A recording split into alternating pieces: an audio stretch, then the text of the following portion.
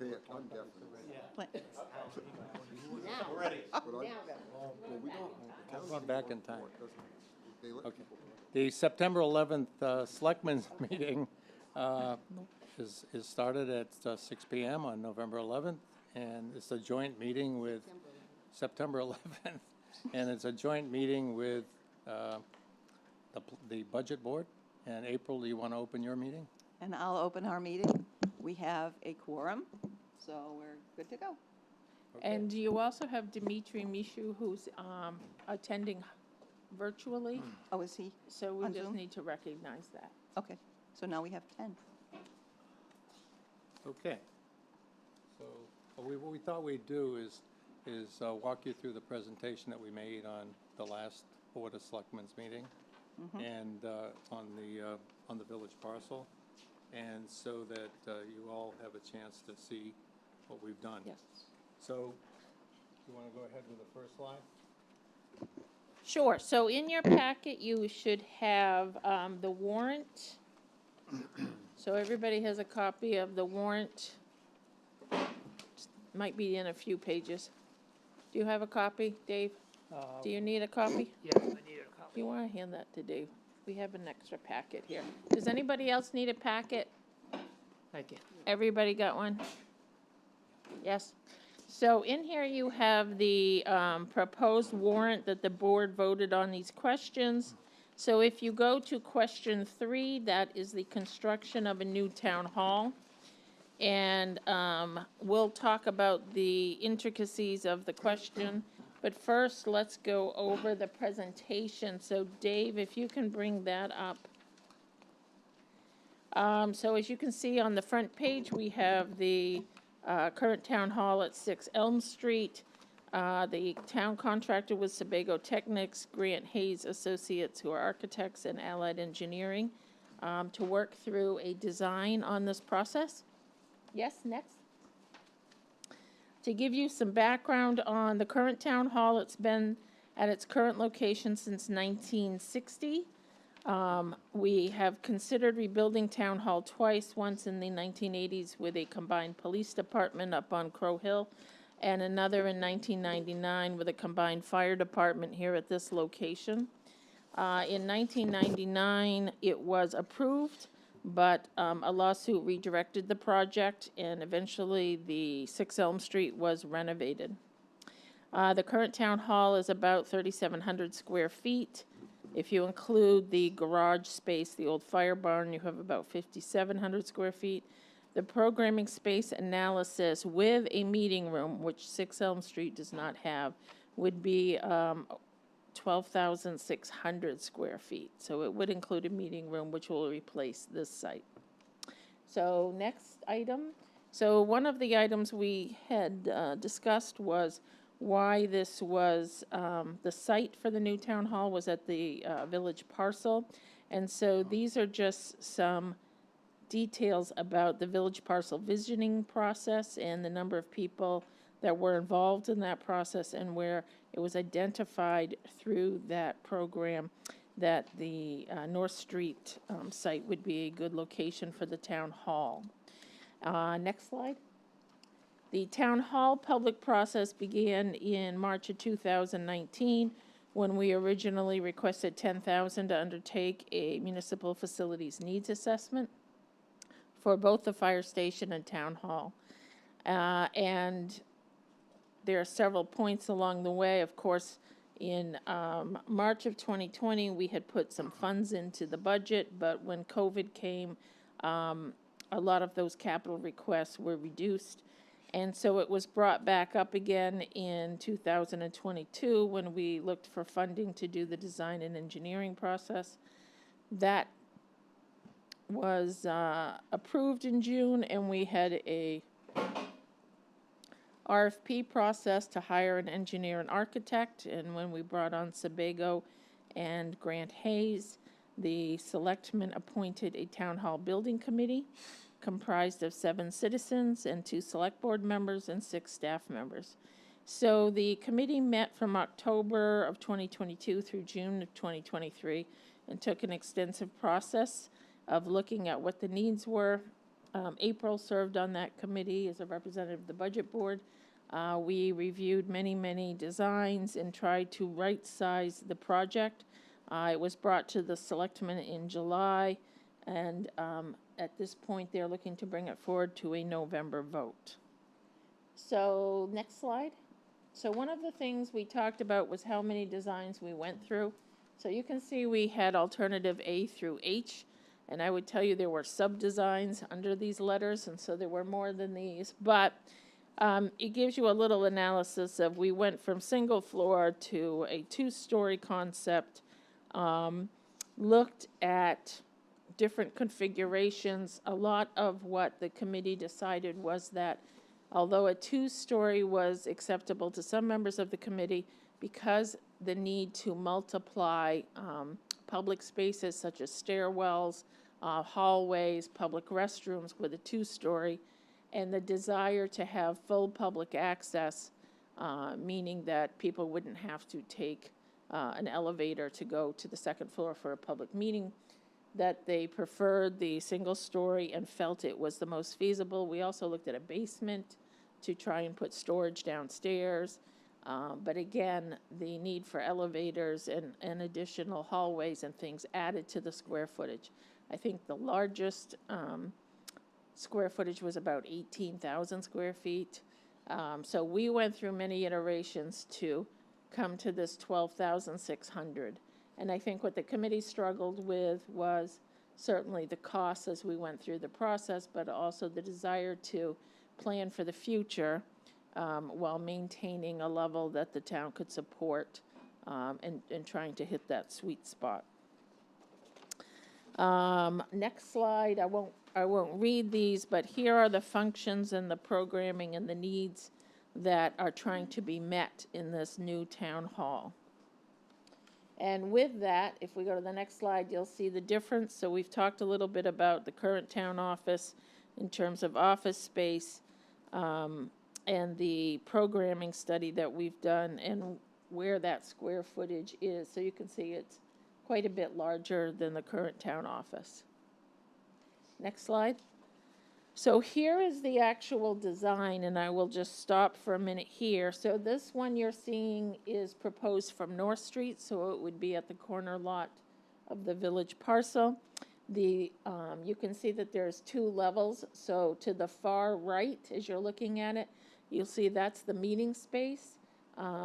It has a vaulted ceiling in it to give it lots of room and a sense of space for meetings and public events. The lights on the top, or the windows at the top, will give it the opportunity for light to filter down.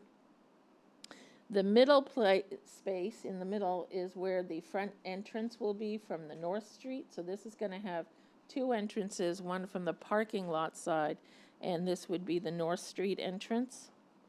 And there are some architectural elements to, break up a large one-story structure. On the back side of this, the south elevation, you'll see this is from the parking lot. So you would see the meeting room to your left as you enter, and the doors entering into the space would be in the middle. If you go to the next page, you will see that this is the site. So you'll see North Street near the top of the page. We've looked at the design from the North Street end and the parking lot end. And you'll see that the parking spaces are right off that drive entrance that you see now on the village parcel. You can see on the site that there are some wetlands that encumber the parcel, that first piece, and so the architects and engineers have done their best to locate the building within those environmental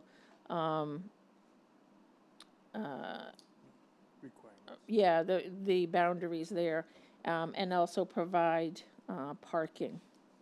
Lori, Yes? can I just ask a question? So, just out of curiosity, what's the percentage of the? Sure. I forgot. What's the percentage of the utilization of that village parcel in total? Do you know? the percentage of, like how much would this Yeah, I mean, take we've up? got all So the this acres, is, but- this site is about a 2-acre site. So that's a small piece, Tiny. yeah. I knew it was small, but I was just curious. Yep. If you had a percentage. Yep. I don't know percentage-wise, 2 out of 87 acres, so. Okay, thank you. 2%, a little over 2%, 3%. And if I'm going too fast, you let me know. I know that this information has been out there and I sent it, so I didn't want to drag you through it too slowly, but. Okay, what happened to the presentation, Dave? So if we go to the next slide, this shows the architectural floor plan for alternative H, which was the preferred one. So you can see through the colors that they have categorized between circulation areas, common areas, and then the different divisions within town hall. So we have planning and codes, town clerk, and town management.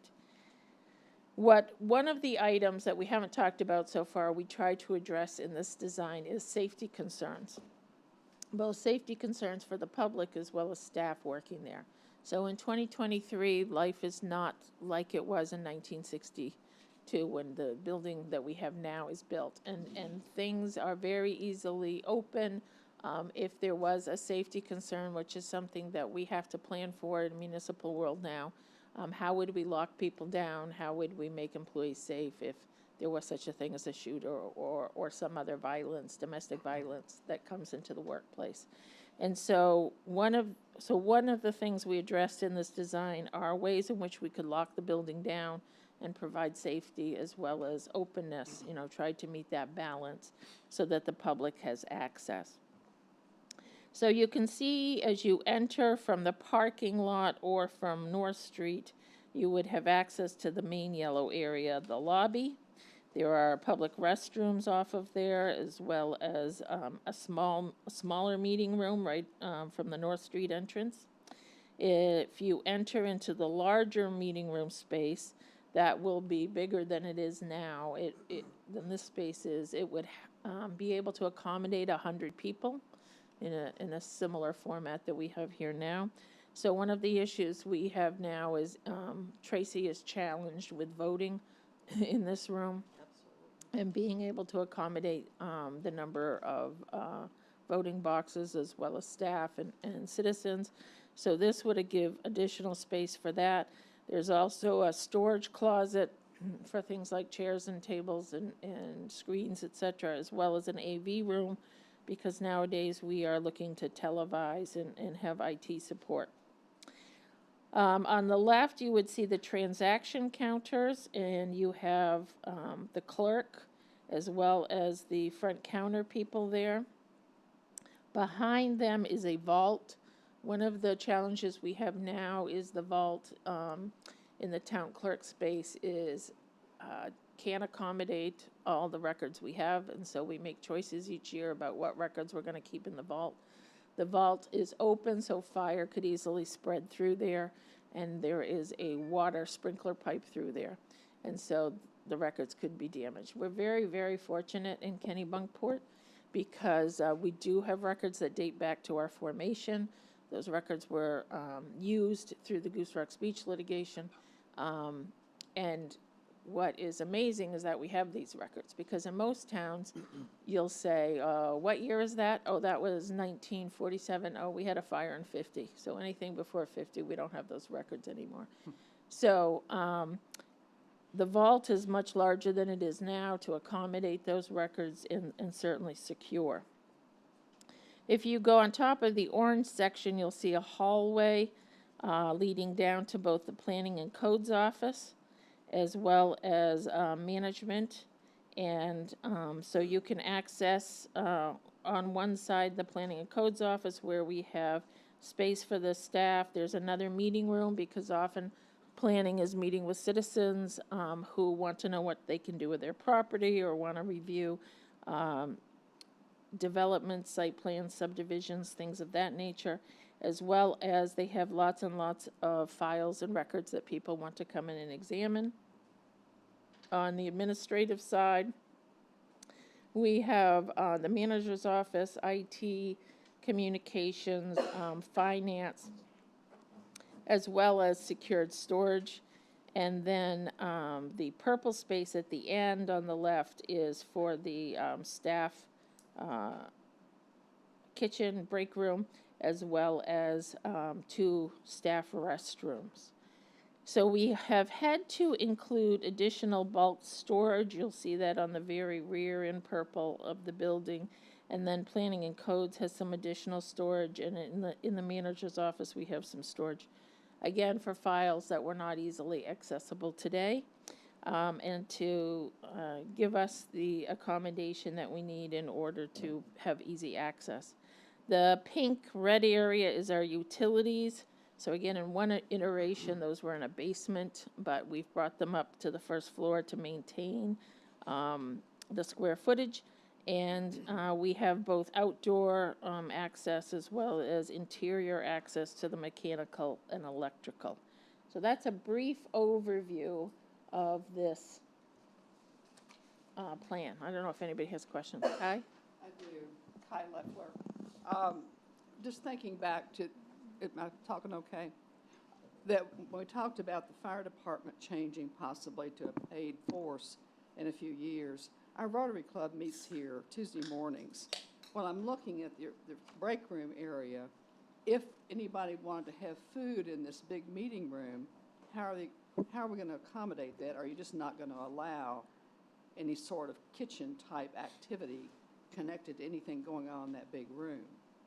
Because our Rotary Club does serve coffee. We don't necessarily cook, but it just seems like there should be something closer to that. Yeah, so if you look to the small meeting room that's located next to the large meeting room, Right. that is something so that the board could also use that for executive sessions if they needed to. And it's going to have a kitchenette in it. Okay. And so, Oh, and- that little white area? yeah, and so, Okay. Well, thank you. and so if you had a kitchenette, we thought that that's, not that it would be like this with a stove Right. and things, but that we could supply goodies and have water and things like that. Right.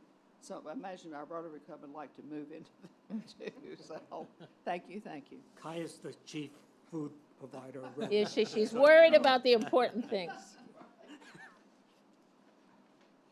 Okay, so on the next slide, we tried to break down, because 12,600 square feet sounds like a lot of space. And so we tried to categorize what that encapsulates. So office it's really 5,700 square feet between the meeting room in planning, the one on the North Street entrance, as well as the large meeting room. You have about 2,000 square feet of meeting rooms. And that's an improvement to what we have now, because right now we have one little meeting room in the current town hall. Functional support includes things like the restrooms, the hallways, etc. That is, or I should say, because the circulation is the hallways. Functional support is mostly the restrooms, the break room, things like that. That's about 1,700 square feet. The circulation hallways is about 2,000 square feet, and the mechanicals is 1,000 square feet. So that's how you add up to the 12,000 square feet. Next slide. So this is small to read, but this is the cost proposal that Sebago prepared for us. And as you can see, at the bottom it says 8.797. So we're saying $8.8 million project. This does have, if you'll look about a third of the way down, a construction contingency of $1.1 million. So one of the items in here is they've tallied this construction cost up at $450 a square foot. So when we began this project, we were about $300 a square foot. So over that time, it has increased greatly. And so this 15% contingency is at this process in the design, they're trying to be conservative as well as account for what things might happen in the next year before the project is bid. Excuse me. I don't know how you want questions. I just have, Sure. you want to stop us? Sure. Okay, I don't want to be a pain in the butt, but that's my way, I guess. So, at least my wife tells me that.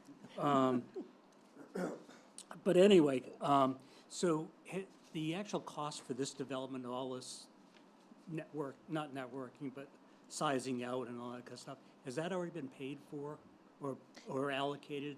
For That the doesn't- design and engineering. that's what I The meant. design and engineering is already budgeted and has been, I mean, you need an architect, Yep, drawings and stuff yep, like that. That's yep. to be coming, That's that's all- part of this, right? that's already been budgeted. Oh, the architectural drawings and Yep, stuff? Okay. yep.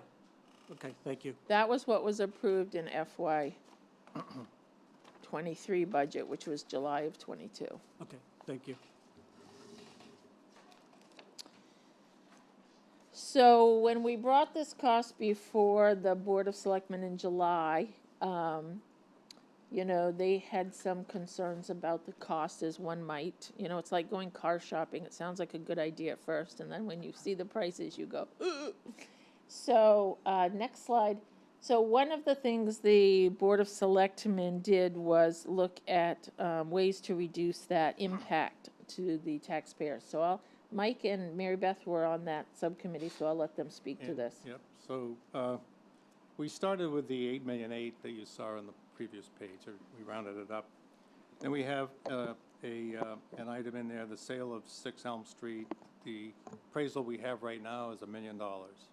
And then we have the use of reserves, 800,000, and then we have fundraising, 500,000. And the good news on the fundraising is Alan Evelyn and Jim Mulvihill came to us and asked us if we could try to raise money from the public, whether they're bricks or whether they're things on the wall that recognize families and so forth. So we said we'd take a look at that, and so we put $500,000 in there for fundraising. I'd like to announce tonight that we have received a $500,000 anonymous donation in fundraising for the town hall. So $500,000 anonymous donation. So that gives Mary Beth, who has agreed to take on the raising money Done, for the, done. for it. I knew we elected you for a It, reason. it really gives a good start for her to raise the remainder, so that 500,000 is there was, that $500,000 that's there was just a guess of what we thought we could do. And so, Are there any contingencies on none, that, Mark? none whatsoever, none whatsoever. So then we were looking at additional property sales. One was on Beechwood Avenue, and the other one was the McCabe property over on Consolidated School at the end of the field there.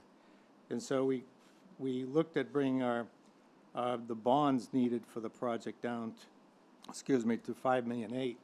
And so we've taken a look at all of that, and Mary Beth, you want to comment on your money-raising abilities coming up? So, so we talked about some options and brought them forward to, I think, one of the meetings. So Mike alluded to them.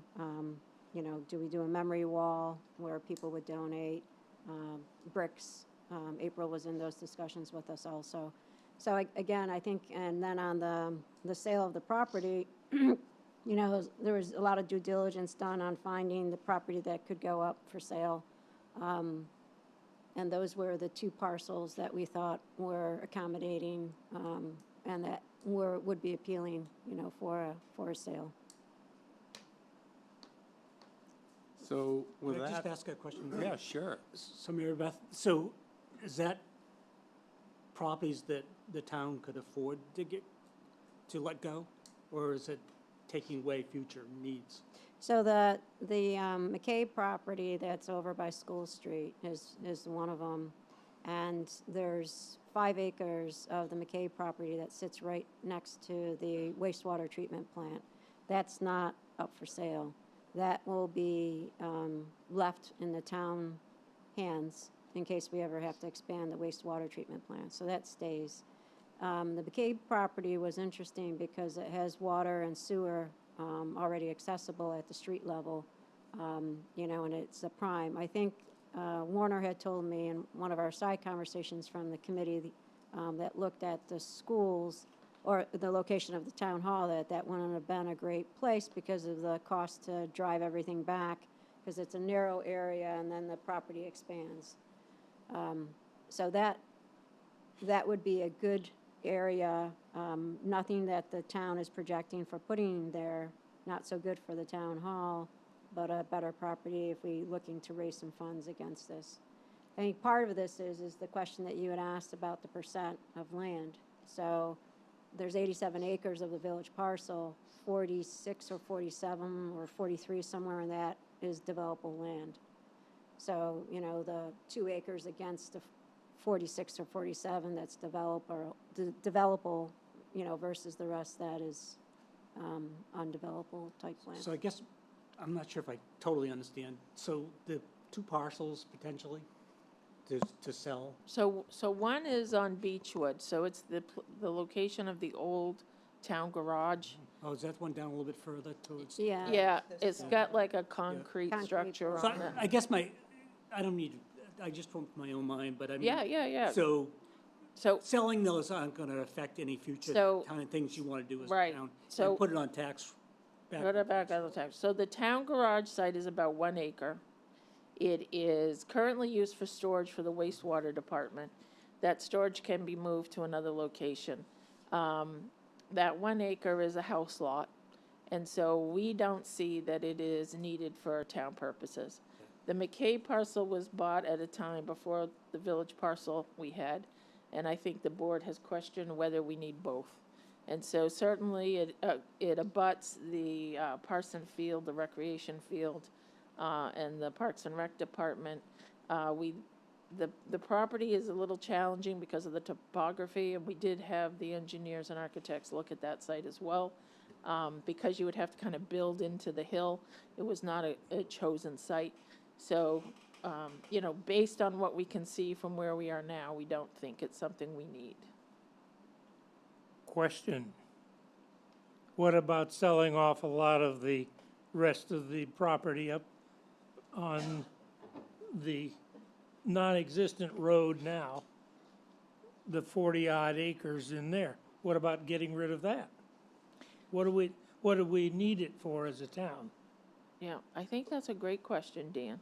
So certainly if the town did sell that property, it would make sense that we would pay off the debt we have on it rather than put it against town hall. I think what we are doing right now is we have another survey out. Today is the last day of the survey results.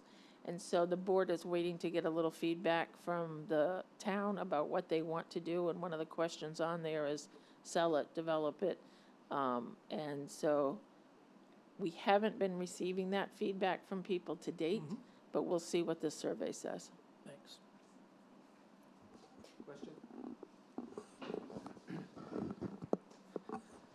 I understand there are other town-owned properties acquired through unpaid taxes.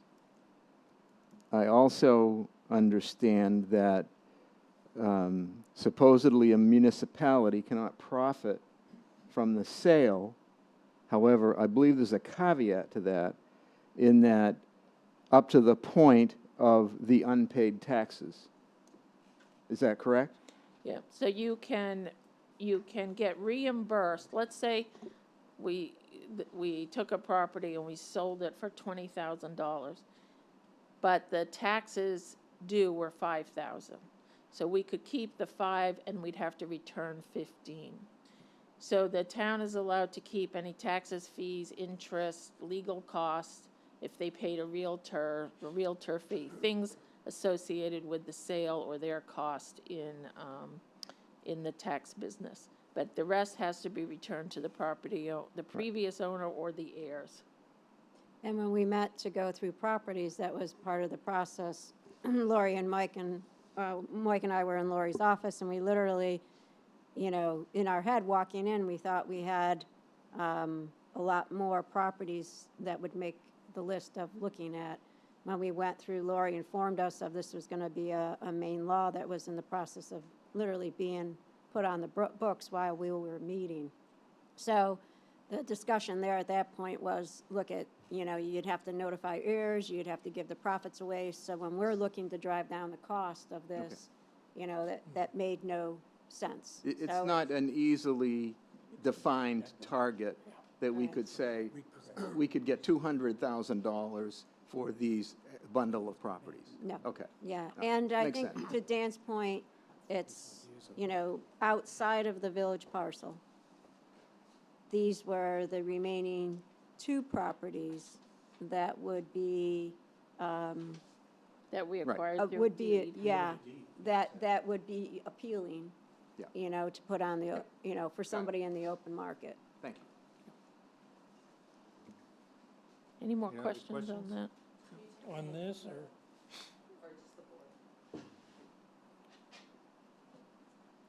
Mike, Laura's asking you a question. Oh, I'm sorry. Questions from the community? Sure.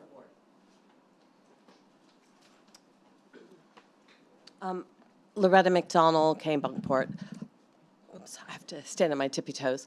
I'm wondering if, just a point of clarification, so are the sale of the parcels, because I have a little bit of heartache with the sale of green space on School Street next to the school and Parks and Rec, is that automatically part of the package that's going forward? Or is that going to be separate? It's in the warrant. The way the warrant, do you want to answer? The way the warrant question is worded currently, it's a one question with everything listed in it. And And we'll it's, review that. and it's an authority to sell.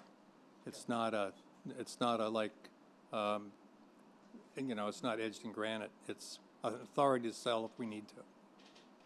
And Loretta, when Lori continues on with the presentation, that decision was made because there's going to be a financial statement that Lori's going to get to.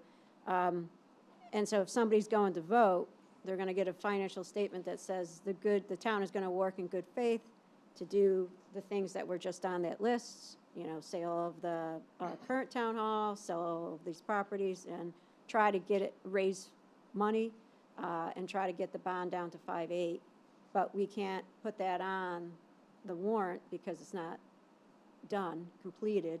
So as Mike said, it has to go. And so if somebody went hitting that lever and thinking, okay, I'm going to do that, we couldn't separate the land out because they were counting on that really to get to the 5.8. And then the land might not go. So we packaged it together because that was the cleanest way to get a clean vote and, be all up, all in, and just, this is the intent. But if we're able to raise another $700,000 through our fundraising efforts, then we wouldn't need to sell the property. So again, as we said, it's an authorization to sell, it's not mandating the sale. And we are still keeping 5 acres next to the sewer treatment plant, Exactly. next to Parsons Field and the Parks and Rec building. So we are keeping 5 acres there, selling Yes, the rest. that's The correct. 8 acres. Right. So when I was reading the stuff over this afternoon in preparation and hearing the way you explained it, sort of where I thought it was, packaging this for the townspeople, me personally, if my one vote or whatever, I'd rather not have that 700 in there and still pursue it, but not necessarily do it. Hi, Dimitri. And the reason why I say that, because I wouldn't want to think that the overall package or the proposal would fall down because of that. And still look to sell it if you want to, and put it in the surplus or something like that. Because I know we use surplus for things along the way. And the price of bonding right now is not as good as it was a year or so ago, but it's still pretty darn good. So I think that would be, personally, I think, coming from my financial background, I think that would be prudent. So. Hi, I'm Charlie Tremblay, first time on this, so excuse if it's a dumb question. I want to follow up on what Dan had asked about, because Lori, I heard you say that the survey specifically called that out about the option to sell the property, but I don't recall that. Again, I may be forgetting, but I don't recall that specifically being listed Yeah, as well, one it of the talked options. about whether to develop the land, and so to develop it would be selling. see developing and selling as potentially two different things, but it wasn't clear to me. It looked like these are two separate things. I could see where they're related, but I don't know that people filling out the survey would necessarily connect town hall. Maybe we need to sell some of the village parcel to fund that. I don't know. Right, and we're not saying that connection, but just the question about what to do with the other land. Yeah, I just We're wanted to waiting, make sure it's clear. right, It wasn't, because right. I filled out the survey. And I it didn't wasn't mean to evident correlate me. it to the town hall. Okay. So I just want to go back to what John said, because I'm confused now.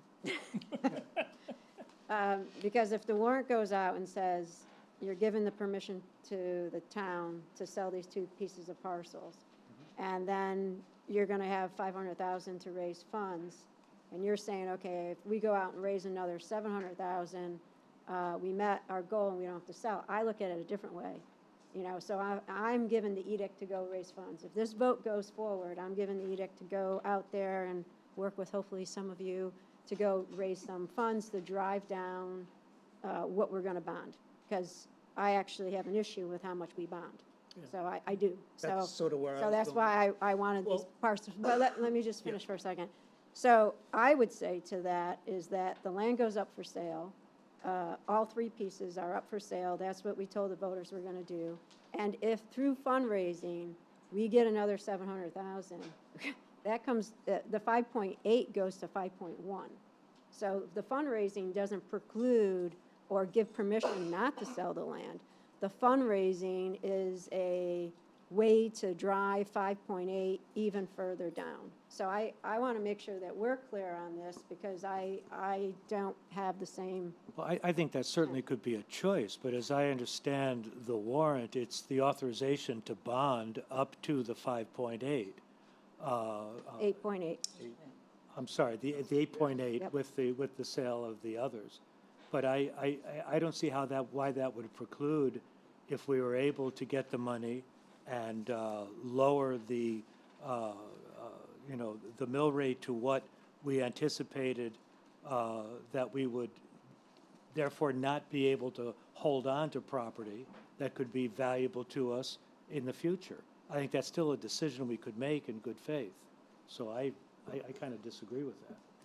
Yeah, so then I think that's, so for me, the way the warrant's written, and if the voters approve, I would think that the residents of this town would have the expectation that we're gonna put those up for sale, and that if we get any other good news money from fundraising that comes off of the base, I don't think, it should, if that is the decision from the board, then it should be written that way, that we would drive to get to 5.8, and one of these might fall off, but that's not how it is. It's like, we are gonna go do this, and then I'm hoping that if we get more sale, because if you look at our estimates on that page, we put conservative numbers down against the properties.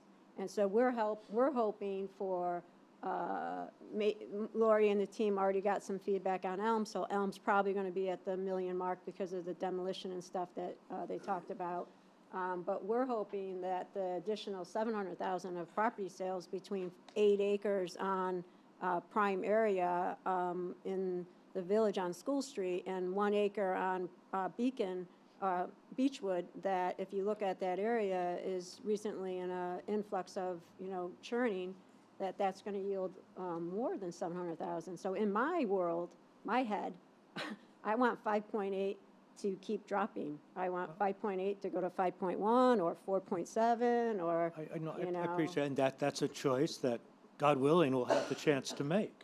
But I don't as see it it says I don't here, it see it says as a the goal, choice. excuse me, I'm sorry, as it Sorry. says here, the goal is to reduce the need to bond to 5.8 million by fundraising and the sales of property.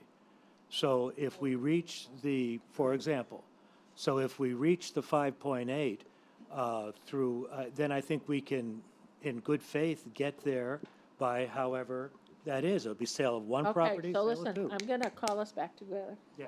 So, everything the board has talked about to date has been about selling those properties. That's right. And so I don't want to lead people astray that we're on many different paths, that the goal would be, if authorized, to sell them. John is correct that any of these articles do is authorize us to spend things or to to sell them. It doesn't demand it. Things can happen, right? So if you guys had a bunch of people show up saying, don't sell this X property, I imagine you would be responsive to hearing from the citizens and you would do your best. But I think you gotta have agreement that what we're presenting to the budget board tonight is that we would be looking to sell these properties. That's what we're proposing. May I ask a question?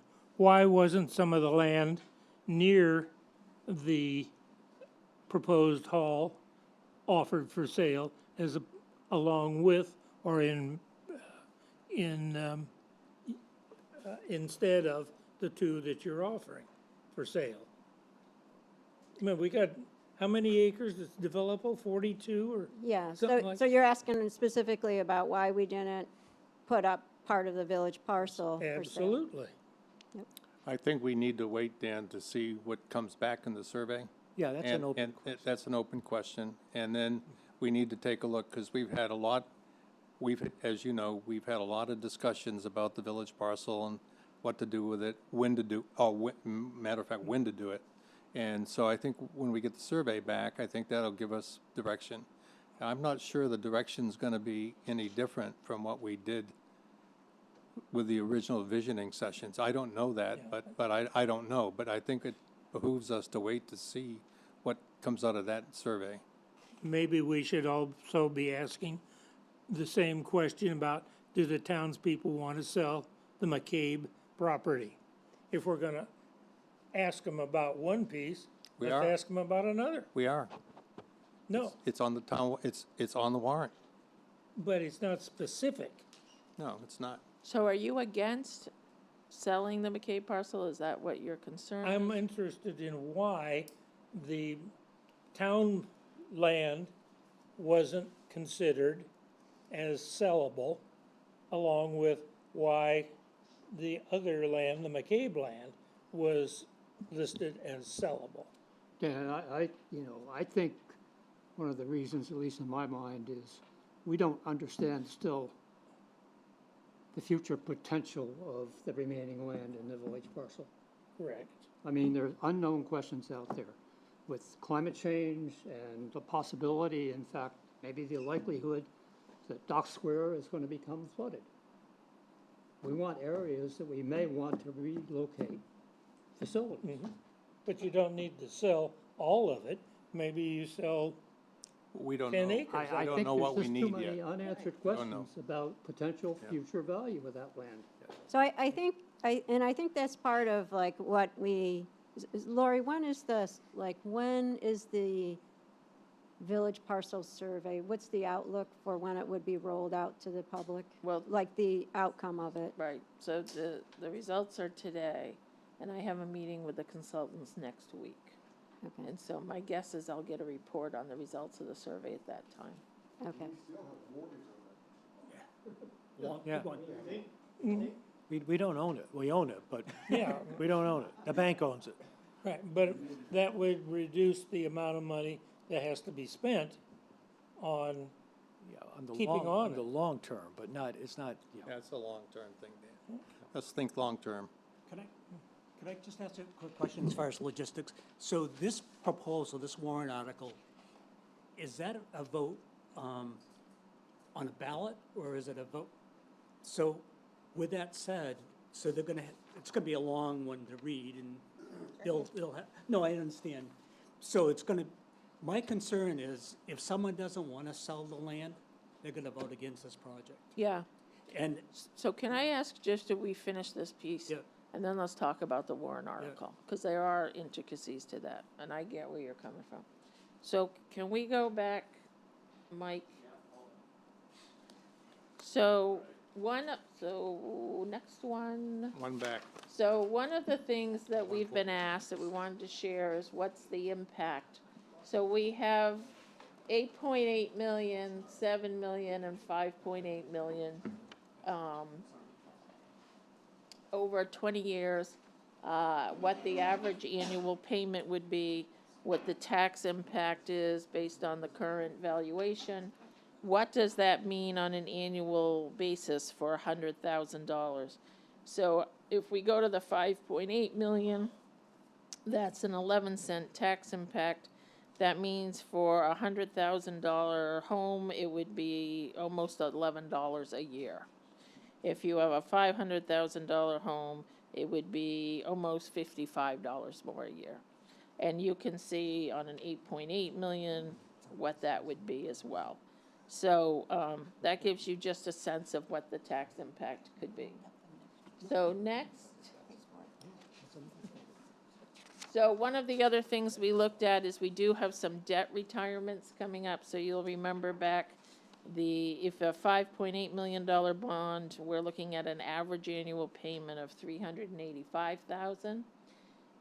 So we have one in 2026, a wastewater bond, 2027, a police bond, 2027 radio tower, 2028, our recreation building will be paid off.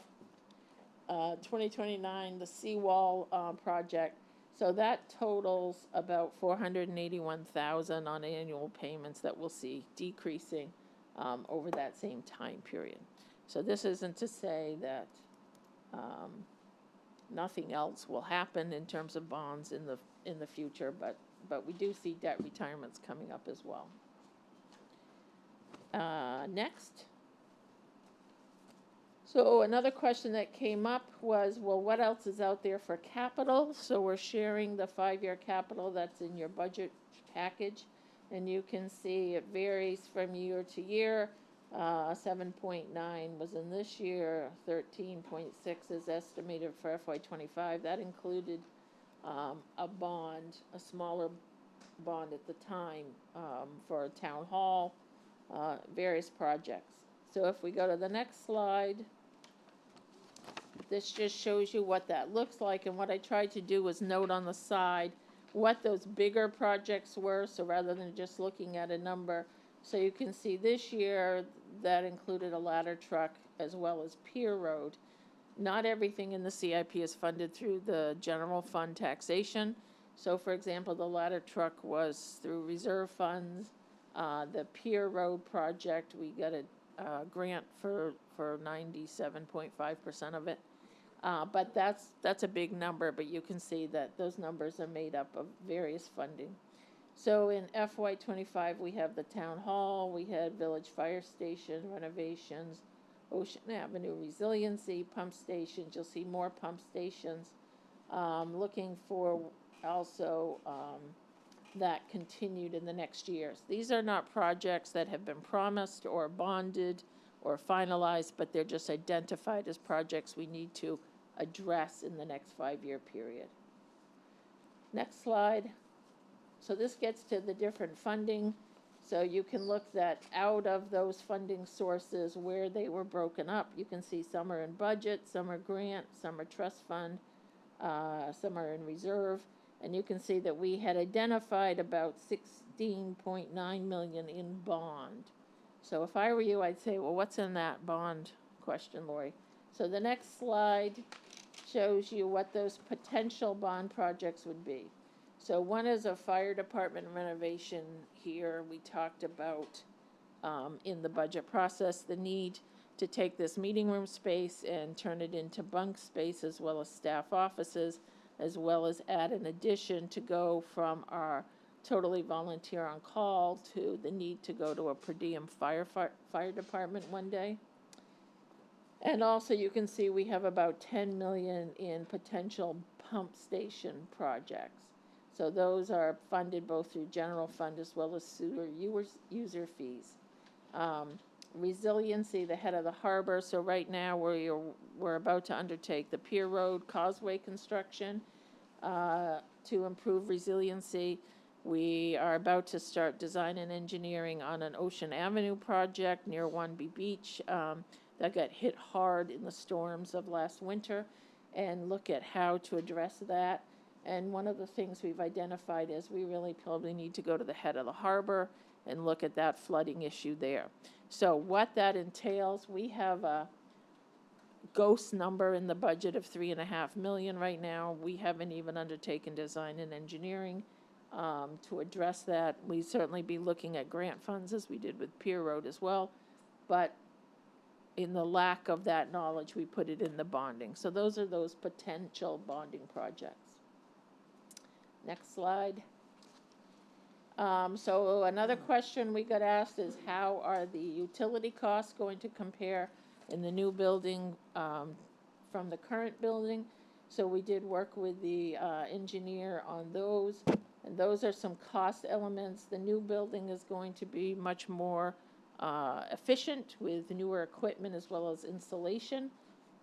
Those old brick buildings we have now, I mean, we just got the roof insulated a couple of years ago. So, but we're looking to move to heat pumps and electricity, so more green energy. That's why there's no heating fuel in there. Water would increase, and of course, in the beginning, the mechanical systems wouldn't have a cost to us as they'd be new, but the projected is, you know, over a few years, we'd probably be in that kind of a maintenance line for them. So you can see that those costs would increase. Next slide. So if we went to the November ballot, this would be our time frame. So the select board authorizes the ballot Thursday night. The selectmen would like to have a couple of public hearings as well as open house at the current town hall, get information out to the public, and then vote on November 7th. Do we have any other slides, Dave? Yep. So why now? So part of the concern is that we would need to finish design and engineering. We have the funds budgeted for that, but we haven't done that final work because we thought it makes sense to go to the voters first before we spend that money. So that means that over the winter, we would do that final design and engineering as well as go through the planning board process. We'd be looking at next summer bidding the project out and starting construction probably in late summer, early fall. And it would take about a little over a year to construct. So we'd be looking at December of 2025 that we would finalize the bond and finish the project and move in. Yes. I'm hoping this is a quick question. Sure. On your potential impact on mill rate. So if you have an $8.8 million bond for 20 years, based on what it's going to pay Just out. speak into the microphone, would you? Yep, so for an $8.8 million bond for 20 years, does that translate to like a 3.5% bond rate? Is that, at least if I do the math, that's kind of what it translates to. Is that something that you can rely on? Is that something that could potentially Yeah, drift? so we have a financial advisor that we use for bond sales. And what I did was went to him and asked him to estimate what that potential bond cost might be. And so he gave me the numbers, knowing when we might be taking that out. The rate was not, it was, I want to say around 3.5%, 4%. I'm just looking. Yeah, I think it's like 3.4. If you're talking 605, what you said is 52 something per month, that's like 3.4% roughly. But I guess my question is that certain within certain error bars, or is that something that we'd have to be concerned about could translate to 6 or 7% if interest rates continue to push up? Yeah, so certainly anything in the world could change. You know, there are things we can't foresee going through it here. I have found that our financial advisor, I've worked with him for decades in other communities as well, is conservative in nature and usually exceeds expectations. And so I think the rates he gave us, you know, are good for budgeting purposes. Good rates.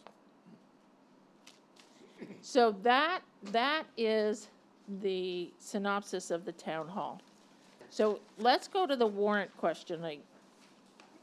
Can I ask another question? Yeah. I keep questioning whether or not the town needs to build a large meeting room. If you look around the town, you've got a large meeting room at Goose Rocks Beach. You've got a large meeting room at the South Church Community House.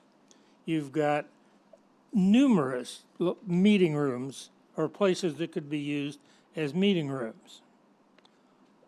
Would it be practical or not to pay, let's say, the Legion Hall $100 a meeting over the years versus putting a lot of money into a building addition in the sense of the meeting hall, which you've got to heat, you've got to maintain, and where we've already got a lot of meeting spaces around the town that could be used, and the funds that we might give them you got the library, you got a whole bunch of places of differing sizes that could be used for meetings if scheduled properly over the time. Build the building, the new town hall, with the idea that at some point there needs to be a meeting hall there. Does the school department think we're going to keep consolidated school forever? If not, you got a meeting room right there. You've got all kinds of places that meetings could be held that we already have in town. Why not use them? So one thing I would say is that, the town is always free to do whatever the town wants to do. And staff will always do its best to support that. One of the issues we have is, right now, even with the meetings we have with the different boards and committees, we have a lot of committees in town and boards that meet. They are challenged to find a time that is open in this meeting room. And so trying to complicate that with other schedules, I think, would be an issue that I think would limit people's access. Secondly, in today's world, like right now, we're doing a hybrid meeting, or we're doing this live broadcast. We have to connect to the internet, and the cable channel is our connection here so that people can see this. If we move from place to place, that's not going to be available. And so if meetings are all going to be in person and that's the only allocation for people to participate, that's one avenue. But that's not the current model we're in. Could not TV access be put into some of these meeting rooms? I mean, you're looking at a meeting room for all of these organizations of the town. The amount of equipment that we have set up, And people. and it's a direct power, it's a direct line into cable. Mm-hmm. That is not something we could replicate at other places. It would be a huge expense and cost, and I'm not sure what that cost might even be to try and get cable to access those spots. And the people to run it would be the same. Plus, the other thing that we need to consider is we need a secure area for voting. And so that is one thing that we need. And this new configuration of the new meeting room, we've got a secure place for the voting machines. We can vote there. We can be secure. And it's like Lori said earlier, we are paying an awful lot of attention in this new design for security, and it's more and more, as you know, necessary. So we just can't go and move the voting around, and we can't. As Lori said, this is a lot of equipment for each time we broadcast or telecast, and plus we need professional people to run it. So it doesn't make it, in my opinion, I'm not saying it doesn't make sense to you, but it doesn't make sense to me to go and set that up at a number of different spots in the town of Kennebunkport. Just doesn't make sense to me. So I think that the practical thing is that you use the meeting room the way it's supposed to be used, like this, and voting and everything else like that in one place. But you're still, exactly, one place. You just got through saying that it is tough to schedule. Here, I didn't say it was tough to somebody. schedule. You did. I did. But But that's because you have a dedicated spot. If you want to now conflict with everybody else that has things going on at their place and set up meetings, well, gee, that place is busy, they got 5 other things going, you try to go here, you try to go there. The town needs an identified spot that is their meeting Exactly. room, that has an integrated technical facility, and it's secure. I just don't think you can willy-nilly go to different spots every time you want a meeting. You don't need to go, I- well, anyway. I'd like to add. I that, totally agree with you, John, that the town needs to be not dependent upon other buildings, other people, other Exactly. committees, whatever, and you can't say, well, this week, we're gonna have the selectmen's meeting at the library, and next week, we're gonna have it at the Goose Rocks Beach Fire Station, and the week after, because the library's busy, and the week after, we're gonna have it someplace else. Can't do that. It's gotta be the same place, the same time. I mean, state law says that you have to publish and schedule that, and it, Any public meeting. right, and for voting, there's so many state laws regarding the facility that you can vote in, let alone the rules about voting, but just the facility. We had one summer, when I was still town clerk, we had a company come in and evaluate, and they went around and looked at every single window, every inch of this place. They measured the distance of the ramp up to see if it was completely handicapped accessible, how high the railings were. I mean, there are so many laws regarding the facility that you vote in. You just can't, and you can't keep changing it. The state won't allow it. There's so many rules to change the voting place.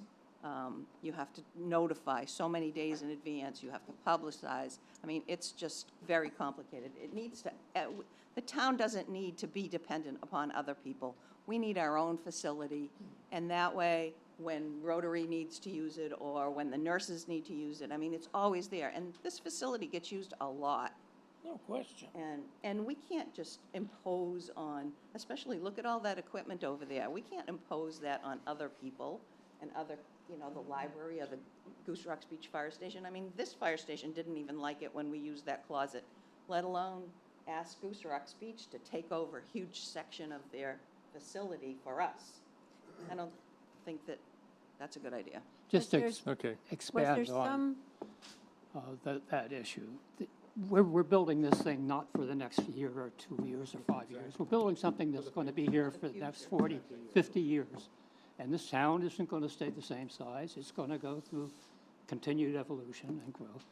And more importantly to me, in the last 4 years, we have spent and gone through hundreds of people involved in this process. And at this point in time, to come back and say, oh, well, let's take another look at all this. And you guys have done a fantastic job of going through this thing and rehashing it, involving outside people involved in it, involving residents in it.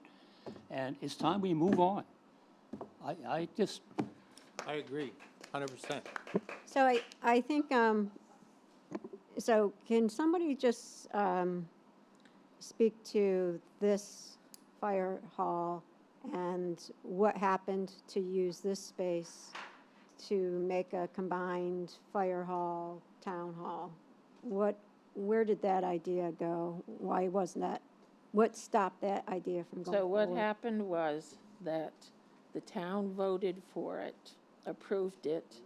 It went through the planning board process, it was approved. But there was a lawsuit, way before my time, that encompassed the interpretation of the zoning and whether the zoning was appropriate because it included public restroom facilities. And I believe it involved maybe some expanded parking beyond even what we have here, and maybe some buses there, I'm not sure. And so that was the question, is those other facilities were not covered under the zoning and they were attached to the town hall project.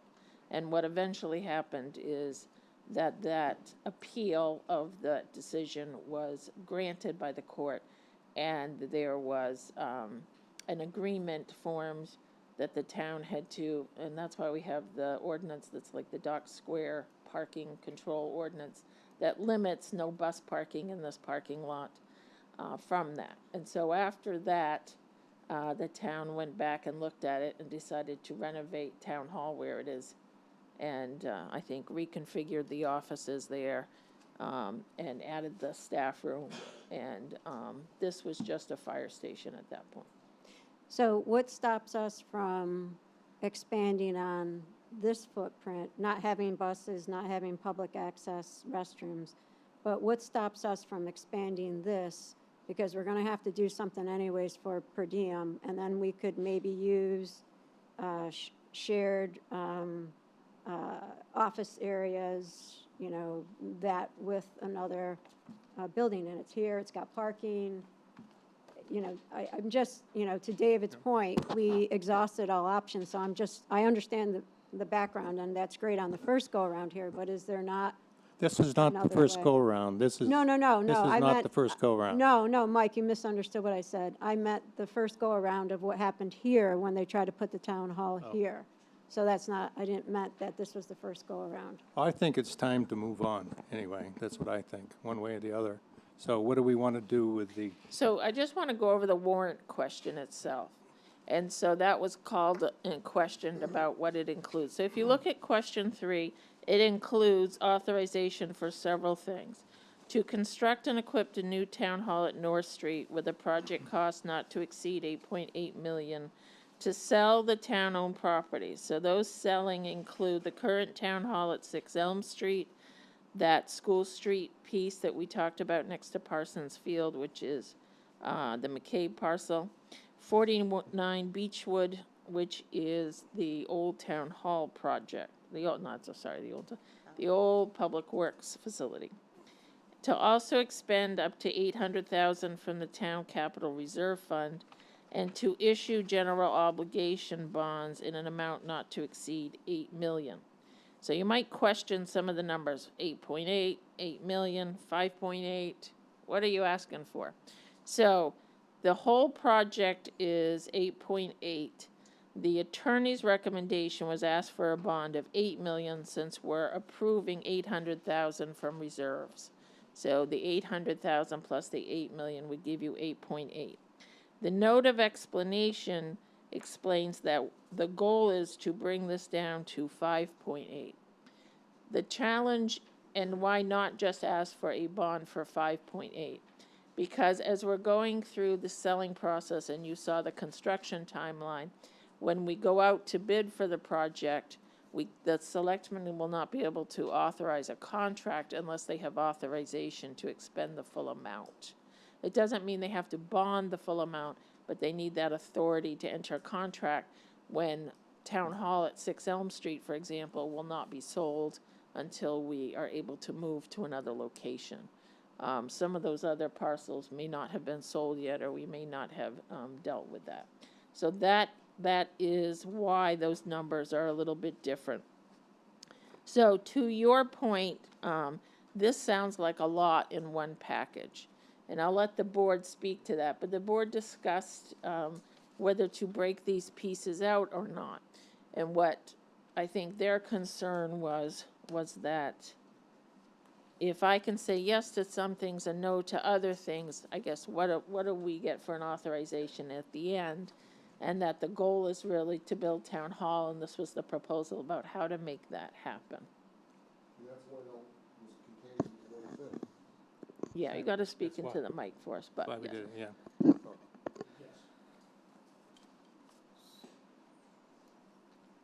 So what do you need from the budget board right now? So Bob has one more question on I have that. one more question. So,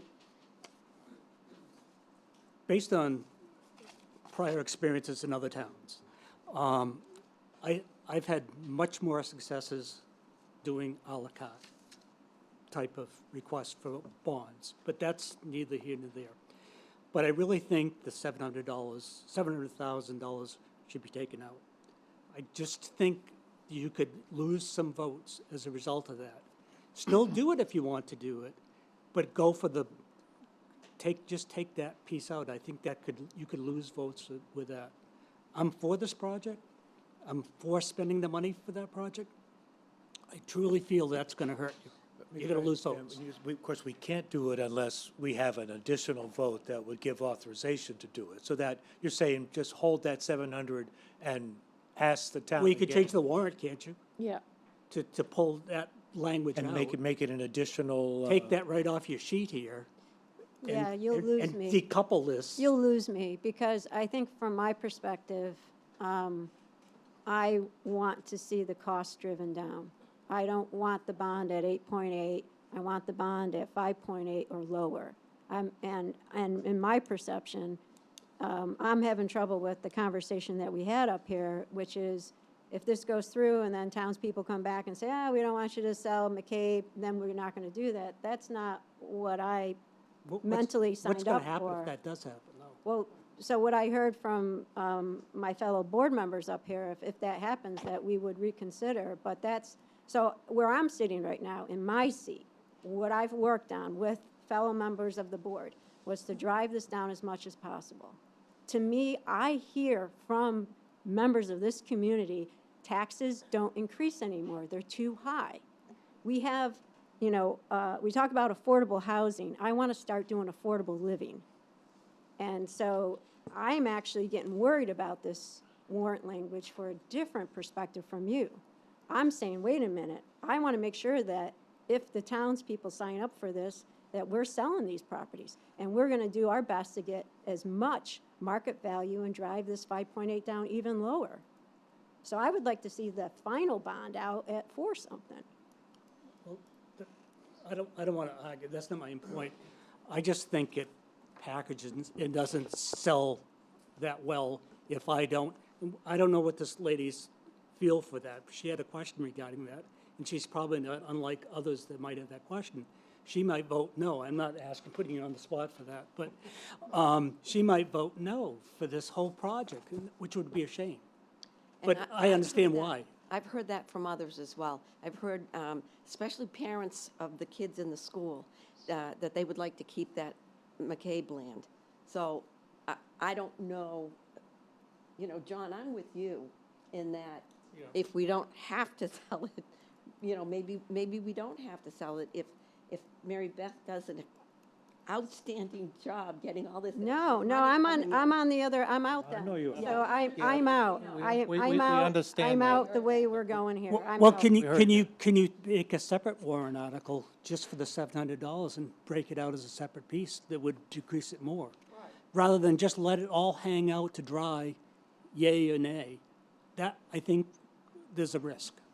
So, but this bond would have to read that, of course, it does read that we'd have to say then that the goal is to reduce it to 6.5, it would be without the 700, but then have a second warrant item that would say authorization to sell these 2 properties, yay or nay. It's really just one property.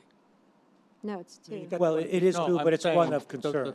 the one Yeah, of concern The is one what of I'm saying. concern. Yeah, might but you just- could break them both out. The beach Yeah. one is negligible. I compared to the think other that one. wouldn't be, it's 200K, I mean, it could be a real, it's property. No, it's a reasonable number, Yeah, but it's not the big piece Uh-huh, of no, pie. yeah, nor the big Again, concern. I'm for the project, I'm for lowering taxes or keeping taxes. I understand, you and I sat talking about waste bins last spring, and this is almost, this bond for $5.8 million is about the cost of the waste bins in this year's budget.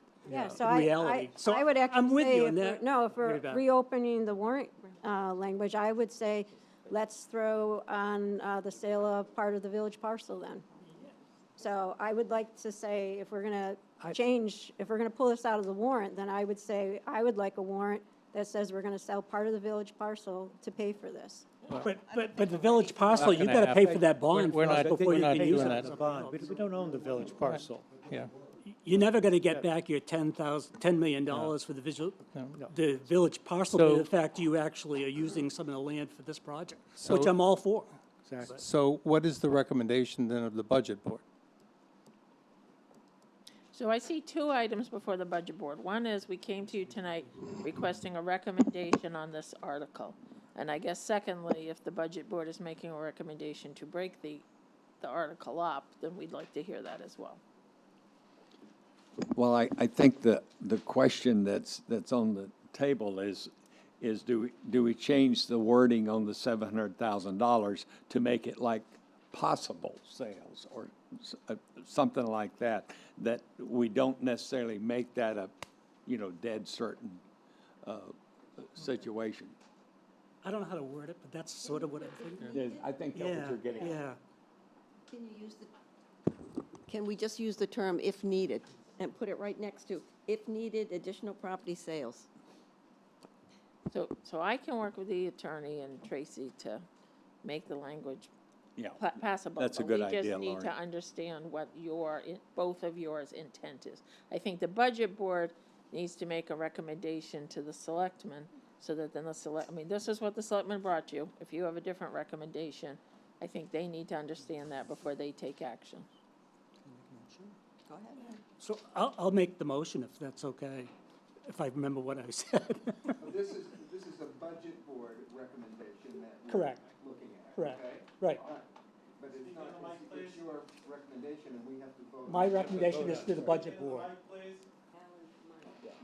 So my recommendation to the budget board is that we decouple, I don't know how you can put it in words, the legal way, but the requirement of the $700,000 and make it a separate warrant article, or, but, We're not ready to sell the village parcel Yeah, yet. that's just, that's a whole can of worms, Dan, that's just, and plus, we own, we don't own it. You gotta Because- sell what you own if you're gonna make money. You can reduce your costs that way perhaps, but it's not gonna get us any closer to getting this done. So go ahead. because if the original warrant article passes without the $700, 700,000, we can still do the project. We'll just have to potentially bond more. bond They won't let us sell the property. But then if we actually sell the property, then it would be a much lower number, which I think everybody would like to see, but it's not contingent on having everything fail. And then you go back to the drawing board and have to wait another 6 months and all that. I don't think the town can do that, hearing Laura and, I think that we ought to, rather than make it a separate warrant, because it really confuses it, I think, when we do that, is that we would word it in such a way about the additional, and get the recommendation from the lawyer to do that. I think that all you're doing by doing that is adding confusion, I think so too. total confusion to the entire Yep. aspect of the warrant. I agree. You're asking for a bond of X million point X dollars, and now you're saying, and there's another contingent $700,000 if you vote yes on this question. That's Totally not what confusing. I'm saying. That's not what I'm saying. What I'm saying is you put it right in the same list, but just put some words there that say, this is not part of this warrant. It's possibly a part of the warrant. If needed. Say, for example, Yeah. doesn't specify what property you're saying. But the If this budget, just stays just the way it is, it's so much simpler, number one. And then if we go ahead Yeah, and keep it's the adding different budget. things to this, nobody's gonna vote for anything. It's a good suggestion, but we do need to let the budget board. Can we have a budget board vote, April? Yeah, I agree with you. Okay. Let's start off with voting on the warrant article as it's written. So just the way it is in here. If you can tweak it to say, if possible, fine, but, Optional. yeah, optional, whatever. But I don't think it should be two separate questions. I think we should let's start off by voting on the article the way it's written. Exactly. I agree, and I would make a motion to approve the article question as written. As written. Do I have a second? so I have to withdraw my motion, I think, right? Well, you didn't get a second, so, well, Oh. and if we, if Thanks a this lot, does- April. If this Going home. doesn't pass, then we can discuss it again. But let's start with the whole thing, and then we Okay. can divide out if we have to. So we had a second? Yeah, second. Seconds? Okay, all those in favor of voting to put this question on the ballot exactly as written, raise your hand. 1, 2, 3, you got split. 5.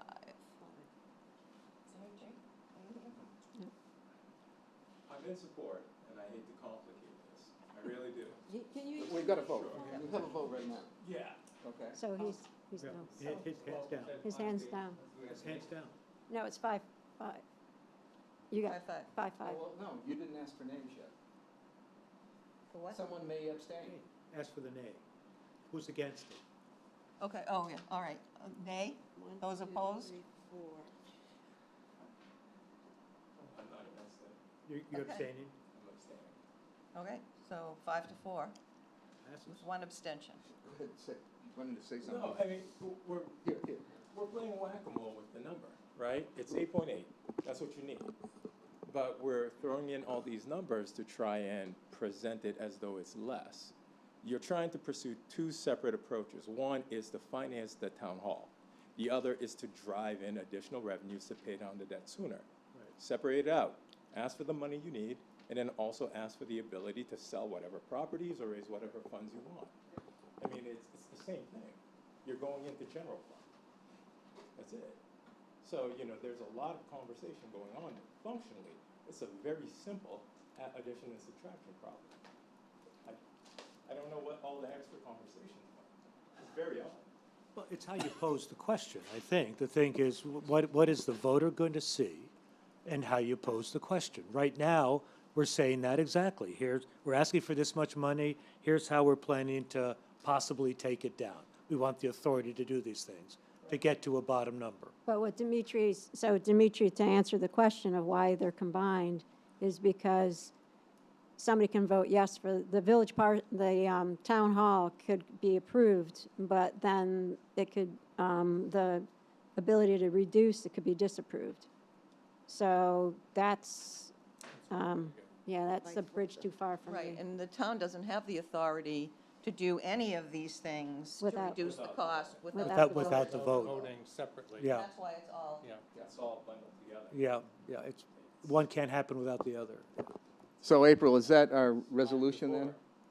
So it was 5-4 with one So, abstention. so I think right that now. the board is looking for community feedback on this question. And to me, when we have a 5-4 vote, that's community feedback that's not positive. And so I guess I'm wondering what would bring us to a more positive resolution.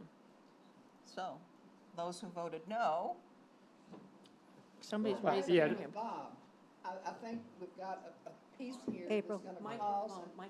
Sorry. I agree with Bob. I am totally in support of this. I am totally for it. Everything, you all have done a great job, but this is a kink. When you think about how people vote, and they vote for some of the dumbest reasons, one little thing and make them not vote, why can't we say, if needed, and have it separate? A separate question. If needed and to reduce the bonds, then we authorize you to sell the McCabe property. I mean, of course you're going to sell Elm Street, of course. But I think McCabe should be taken out separate so you don't lose the big picture. So your only concern is the McCabe parcel. Right. So is that true Okay. for others or no? As an alternative, Right, Elm Street Num- makes num- sense. sure. number 2 says to sell the following town-owned properties and eliminate B and C. Have A, the current town hall at so-and-so, and down below it's listed for $1 million. And then down below it just says additional property sales. Make B additional property sales. And they can see the detail down here, 700,000. Don't identify the properties at this time. have to. Yeah. And we have, You have to. we can't. We could put them in a separate warrant article, but the That's what board you'd have to do. couldn't pursue the sales without identifying them. Okay. Like I said, the Elm Street is a no-brainer. I mean, you're gonna want. That's a no-brainer, yeah. Can't you make McCabe separate? You can make it a separate warrant article. yes. Right. Yeah. To me, that's the simplest thing to do, so we can move forward with this. And if the majority of people vote no on McCabe, that's okay. You know, we'll smoke. get it done. We'll get it done. We'll get it, but we've got to do this. We're way past due. I agree. If somebody wants to make a motion to do that, John, how would you feel about it? Everybody else? Well, let's see how the budget committee Yeah, feels. let's see what you All think. right, Yeah. let's try that. So, would someone make a motion to approve the construction of the new town hall as the warrant article reads, taking out the selling of the School Street property and making it a separate warrant article to sell it and let people yay or nay the sale of the McCabe property, right? But still be able to approve the town hall. But, just a minute for discussion, there would be understanding that instead of the bond needed for project, 5.8 would now raise about 500, it would be 6.3 is what that would read there. Are we together?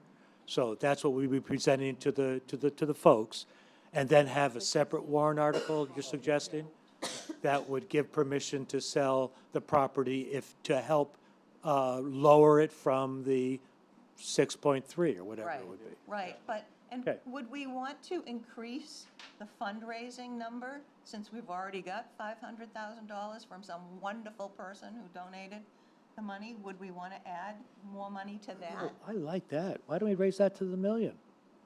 500 is what we thought we could raise. All right, nope, Lori's mad at me. Okay, never mind. Well, if you think we could, Mary Beth's like, oh, no. I thought I made my goal. I'm in another world right now, You- guys. You're I'm- online I'm for off the 500. boat. I would just make a separate. All right. I would remind people this is a town hall.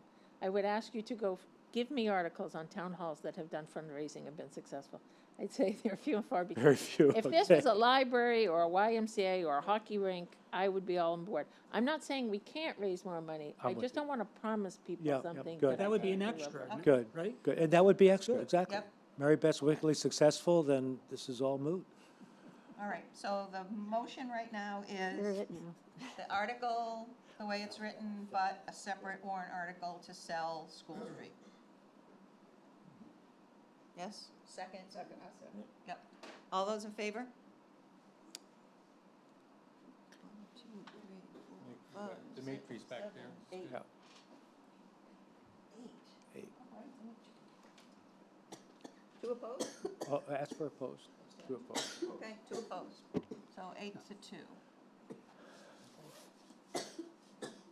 Are you happy with that? I mean, do you think that that's a better, Well, let's certainly ask better than, the board now, all right? John? because it's their Alan? warrant article, so the question is which vote, we got 2 I know votes you're from the okay budget with it. board. Yeah, and there's a way we can tie these together in some way to make that clear to people what we're doing. Are you comfortable we can do that? Can we really? You I'm can't tie it comfortable together. that we can separate out the sale of McCabe as a separate warrant article. Right, I am comfortable that we can explain that the goal would be to use the Right. proceeds Good. towards the town hall Excellent. construction. excellent. But that's about where my No, that's level fair, ends. that's fair. But I'm certainly willing to accept the budget board's Yes, recommendation on same that. here. So are you guys then making an action to, Well, we need a discussion. I think we need to. Okay. Yeah, but- so I'm just not, I'm having trouble with it because, so I understand the issues that the budget board brought up in terms of impacting the potential town hall vote. But I think, there's, the money impact, I think, is a real issue for people. And so I think, for me personally, decoupling it, I felt good when we worked and put the warrant together the way it stood. I felt that, and I can understand the budget boards or, people's comments that this might drive a no vote. But at the same time, I think it drives other people from the other side to look that the town has done, the town is really putting stuff forward. We're, just like the questions that were asked, does the town need this property? No. We don't have any use in the foreseeable future. So I think those were good discussions. So for me, the warrant as originally written is what I would support. Well, I think that the people are concerned about money. I agree. I am too. But if they get a chance to vote on it as a separate item, they can vote yes. Vote to sell. I mean, vote to sell. I mean, that Still to me there. it's the same thing. Well, no, because in the way the warrant was written in the beginning, if you're pulling the lever for the town hall, the town has already stood up and said, we're working to drive it down to the 5.8, or I would argue lower. with these elements. And so now if I'm going to pull that lever for the town hall, I've got another decision, and now I'm like, okay, well, maybe this one's not going to go, and I really want that, so now I'm going to vote no on the town hall because I really wanted this additional funding, and this might not go. So that was really part of the thinking about why we're putting, no, actually, John, it's a, you know, it's a real thing. It's actually how I would think. Well, You know, because it's not a guarantee then if you separate the vote. You can't, you decoupled them. well, it really But- wasn't a but on the guarantee same- before. I mean, again, it's the authorization, but it can be. But on the same respect, on the same respect, kind of thing, I know that I've talked to people who said that they don't want to sell that property and will vote the whole town office situation down because they don't want that property sold. So I think when you say, well, there are others who would, need, that's what we're playing with.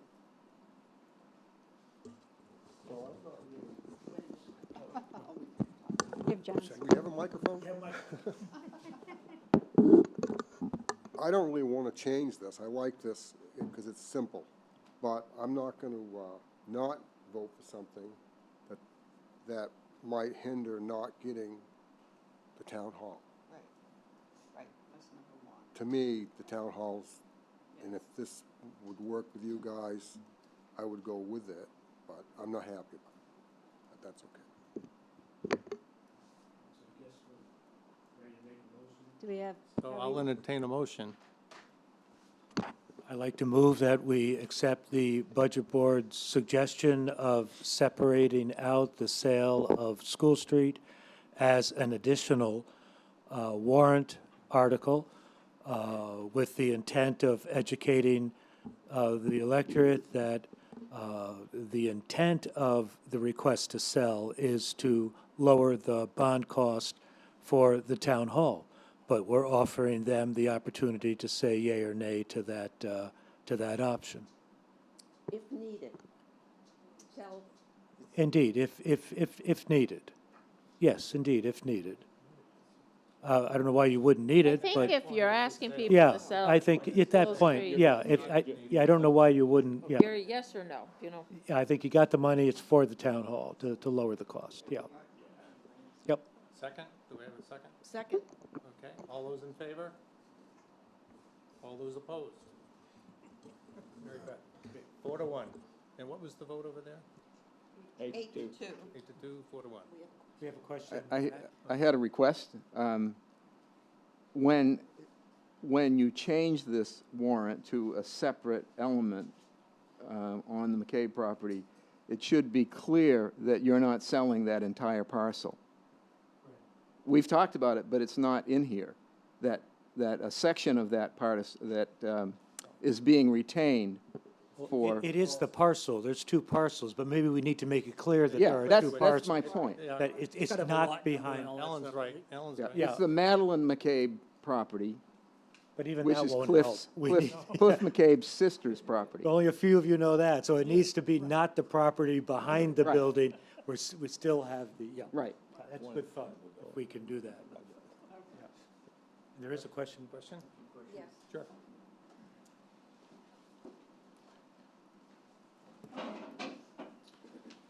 Wayne Burbank from Goose Rock Beach. I've got a few questions here. I'll try to make it quick because I didn't get to talk a couple of weeks ago. But it sounds like you're limiting your fundraising to $500,000 or whatever amount. Wouldn't you get as much money as you could get from fundraising? We're going to, yeah. We're gonna try to. Yeah, good. So you already got $500,000, you didn't even try, right? Yeah. Oh, we try. I got a few questions that pertain to this. Does the town have to notify residents by mail to get an okay to spend over $500,000? No. In the town? They don't.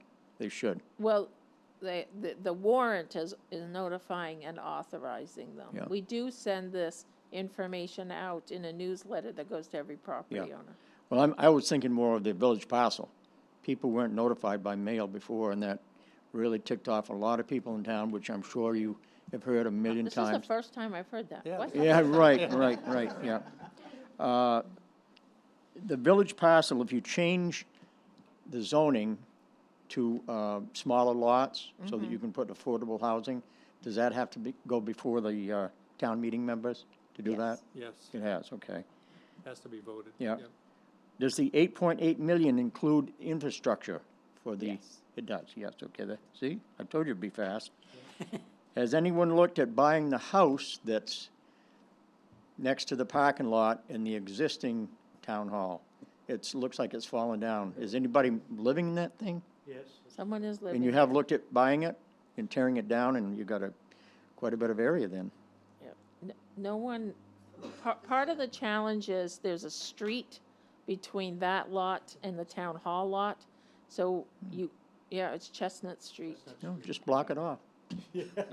Well, some There's people there are like only it for two houses access, there but- anyway, right? So it would be a separate lot still. It wouldn't be a contiguous lot. Okay, But that property is not for sale currently. yeah. And you okay. still wouldn't have We room for still parking. wouldn't have the room we need. Yeah. no. When is the town hall project supposed to be built if everything passes? I missed that. So the construction timeline would be to put it out to bid next summer, and then construction would begin in the fall and continue to December 2025. Okay. Is there enough parking? You said there was 54 spots, I think, at the new town hall, but there's a 100-seat auditorium, but you only got 54 spots for parking. Yeah. That doesn't So seem like, certainly some people, might need to park along the street. I think so, yeah. But I would say not everybody's going to bring their own car Yeah. as well. And the reason for that is you don't have enough land to make more parking, right? Well, we would have more land if we went to another lot, but, Yeah. But if you go to another lot, then you got infrastructure into that. well, not for parking. Not for parking. No, but I mean, if you go to another lot, you got a lot of infrastructure, Right. right? I understand from Werner that there's infrastructure right there near where the town The hall will water be and built sewer, yeah, at this point. yeah. How much money roughly have they spent so far on design and drawings for this project? $500,000? For the town hall, Yeah, we spent about 45,000 so far. 45,000? Yeah. Wow, okay. The McCabe lot, I was talking to Werner recently. I don't know what year they bought it, but it was like 325 or 350, I think he said, right? For that 8 acres. And I'm hoping that if they sell it, they'll have a minimum and at least get their money back. Absolutely. Yes, okay, that's good. Why was the electric so much more for the new town hall than the old? I know that it's more square footage, but I mean, it's like triple. What's doing all the heat? It's all the heat and the cooling. Because there would be no fuel oil system, everything would be through electric. All heat. Okay, okay. You And really why? took some good notes. Huh? You took some good notes. Yeah, now I gotta read them though. Why is the town meeting in November when a lot of residents have gone south to warmer climates? So the November ballot can be absentee as well. And so it Okay. gives everybody a chance to vote through a referendum Yeah, article. okay. And the, roughly how much money do we have in the reserve fund, capital reserve fund? So in January of this year, we had about 1.1 million, and we've just finished out the fiscal year. So we're going through that audit process now. Yeah. And expect that we should have over $1.5 million to add to that. Yeah, because there was, what, 700,000 short of, at the pier in Cape Porpoise or something? Well, we're gonna talk about that next. Oh, okay, okay. I think some of the voters, they're still upset because of the village parcel problem. I remember you attending a few meetings. Yes, I did. But, so, this might be a good thing, and some parts of it are good, some parts of it are bad, but I think I know quite a few people that are gonna vote on it just because they're pissed off from the village parcel, which is kind of sad in a way. I'm one of them, and the minute I even talk about the village parcel, I can feel my blood pressure going up. So, Were you here for the vote?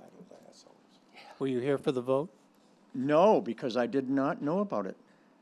I'm not on Facebook, and I'm not on the town website and all that stuff, right? If I'd have gotten a Whose fault is postcard, that? me and that's, a lot of other people would have been. Yourself a computer. I don't know, must have been asleep that day. Must have been watching Jeopardy or something, you know, so, thank you. Thank you. Okay, so if we can move to question 4, if everybody is done. Yep. Yeah. I'm just trying to be cognizant of people's time. So question 4 is the Cape Porpoise Pier project.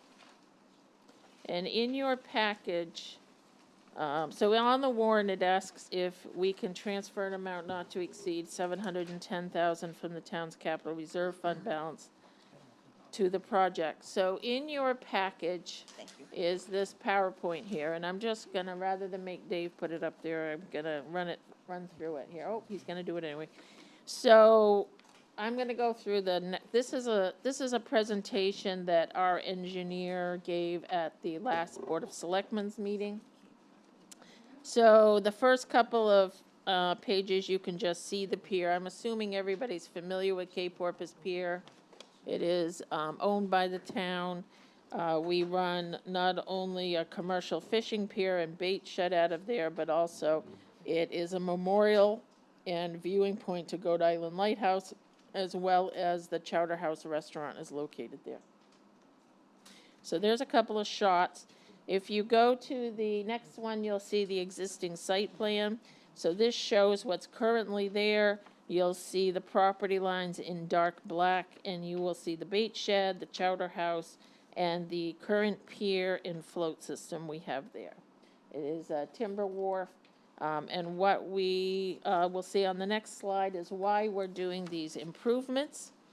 So what we do have here is an unstable granite bulkhead beneath the pier, and what I understand is there used to be a tower there for World War II, for looking at U-boats, et cetera. No? Okay. Stonehaven Hill. Stonehaven Hill. So they, eventually that was demolished and a lot of that concrete was placed underneath. The pier has been in good standing for many years, but we have seen deterioration. It is eating away at the undercarriage, let's say, of the pier. And in fact, the board had authorized $100,000 back in 2020 to make repairs to that needed to happen immediately.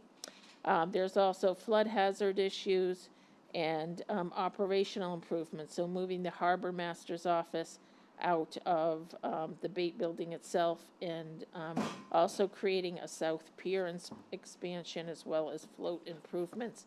We would also move the fuel utility, the gas fuel that's right behind the bait shed up on the hill, so it's out of the flood zone. It also would expand the storage capacity, and it would give us 2 fuel pumping stations. So next slide.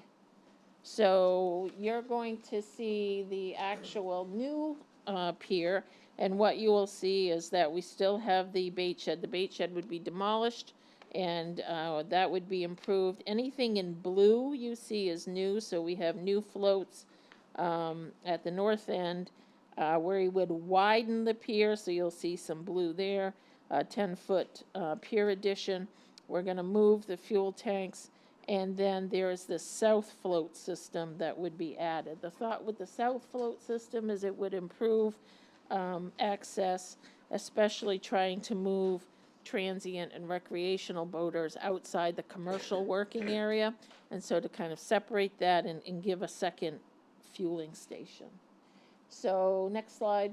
So here is the side of the bait shed, and you can see that it's kind of a 1.5 story. So you will see that the harbor master's office would be on the top floor, and the bait shed and operations would be on the first floor. Next slide. So what happened over time is in 2020 we had a concept design estimate of $2.3 million. In 2021 we applied for EDA funding, which is the Economic Development Administration at the federal level. And we submitted a budget of 2.4 million at that time. We were eventually received in 2022 our EDA grant. We looked at the budget at that point. You can see that the budget increased to 3.2 million. We also, besides EDA funding, had SHIP funding, which is a state funding pool. You guys approve it through a bond when you approve state ballots for waterfront improvements. And we had 500,000 promised from them. Town funding was going to be 500,000, and we actually got EDA to expand their grant to 2.16 million. So all good news. So then we have been going through the approval process. We needed state fire marshal, we needed Army Corps of Engineer permit, and because of the proximity of the pier to the federal channel, federal navigational channel, there's a new 408 permit that we had to apply for, and that took an extended period of time to get. And we had to go through DEP permit approval as well. So we finally received those permits this summer. We went back to DOT because of the SHIP grant as well as EDA, and they began looking at our budget, and of course they're seeing other projects come through, and they were questioning our budget amounts. And in particular, and the man who's in charge of the SHIP funding at the state level now actually was our previous harbor master, Chris Mayo, and so he was intimately involved with the project, and called into question this summer some of these numbers. So in August, we met again with them and came up with a new budget estimate, and you can see that we went from 3.7 million to 4.5 million. Again, these are budget estimates. We have not bid this project out, so we're telling you what our best estimate is at this time. So how does that $4.5 million break down? So we still have our grant funding of EDA of 2.16. We still have our DOT funding of 500,000.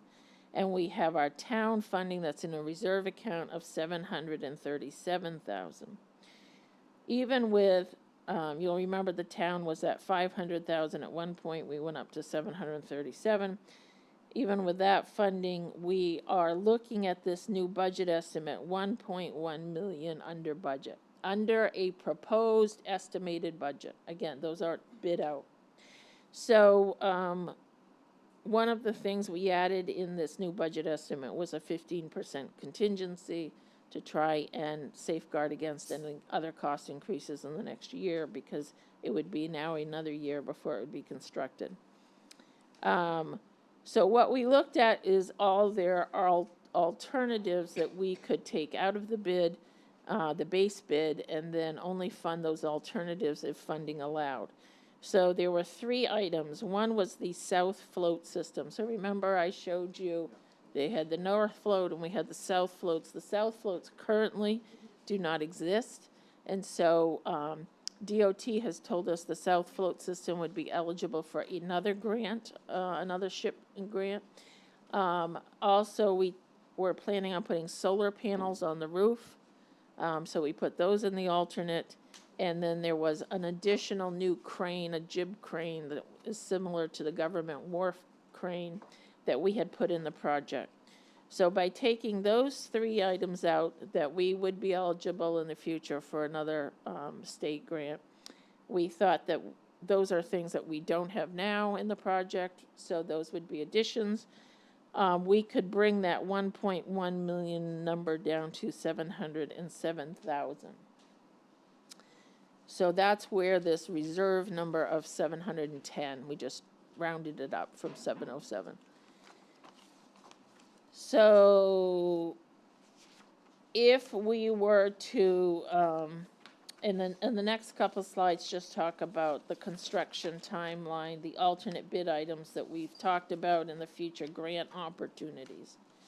So the thought process is to put us in the best possible scenario to get the best bid prices we can, is that because of the shortfall and the delay in getting our permits, we are not eligible for construction this winter. This has to be a winter project because of National Resource Protection Act. for any underwater work. It has to happen between November and the beginning of April. So we would prolong the project from the winter of 2024, or what year are we in, 2023? The winter of 2023 to winter of 2024. So it would start November of 24. We would put the bid out in January of 24, which is a good time. Contractors are finishing up their other projects. Christmas is over, holidays are over, and they're looking at their projects for the next year. We would get the bids in by February, so that way, as you know, we go through the budget process in March. If there's any other inconsistencies, we can talk about those in the budget process. Hopefully award a project that then they have supply chain issues is another issue, so they can order the timber piles and things of that nature, the mechanicals, have them in line so that they could start construction in November of 2024. So the board, we talked about the 1.1 million versus the 700,000, whether the board wanted to wait and see how those numbers came in. The issue is similar to what we talked about with signing a contract. Once the bids are in, we have a timeline in order to sign a contract. And the board can't sign a contract if they do not have authorization to spend X amount of dollars. And so the thought process was to ask the town for authorization for up to the 710,000, hope that bids come in within that estimate, at least for the base bid. And that puts us in a better scenario to finish this project and not jeopardize the 2.67 million that we have in grant funding from the feds and state. Does anybody have any questions on that? It's important to point out that the transfer will not affect tax mill rate.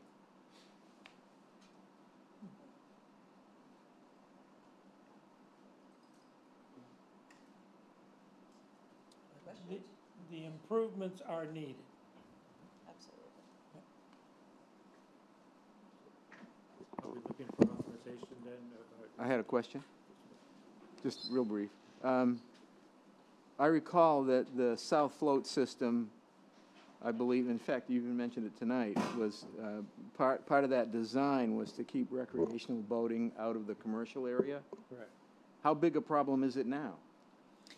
Well, what I think if you talk, depends on, you know, whether you're showing up at the right time or the wrong time. But I think that what happens is, A, we have recreational pier members and we have commercial pier members. And so those two can be in conflict. During the summer, there can be transient boats that show up to fuel, to try and go to a restaurant, et cetera.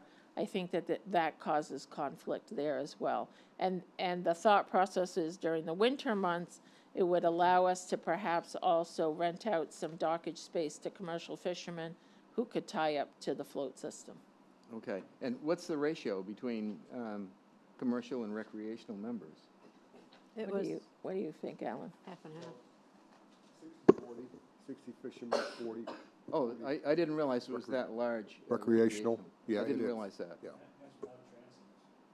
Right, it's about 60-40. okay. And there's a drain tank too, right?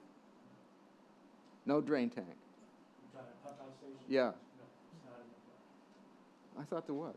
So at one time, we discussed having a pump out station. Yeah. That is a separate grant process, and so if we are hooked into sewer utility at that site, and so certainly we could add the pump out station. Okay. All right, thank you.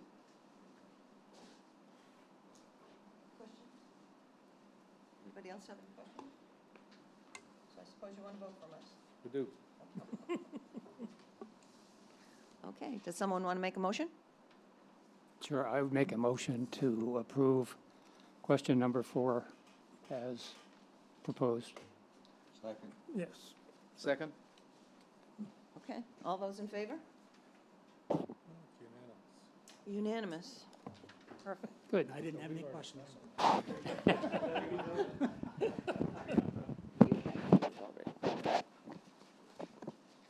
Are we gonna talk about the dollar for the Cape Porpoise Fire Station? Do we need to talk about that? So money because, issue. I don't think so. because Tracy asked me today, maybe based on a call from you, that on the dollar, because it says to accept it for $1, we've done that before as just a gift. So we didn't think that we needed it because it's just the acceptance of a gift. We're not paying for it, Okay, we're receiving it. all right. I just wanted to make sure. Yep. 'cause- And it's $1, it's a money. It's money. I'm donating that $1. So, Big spender, you. I was gonna donate it to town hall, but now it's going to the fire station. I just want to thank the budget committee for being so willing to come in tonight and being flexible and listening to all this information. It was a lot to absorb. I've tried to send it out along the process, but I really appreciate your time tonight. Yeah. We all do. Well done. Thank you very All of much. us. Well done. It's been a big project. Thanks. I have a motion to adjourn? The budget. So moved. Do I have a motion to adjourn? Yes. That was your first rodeo. Thank you.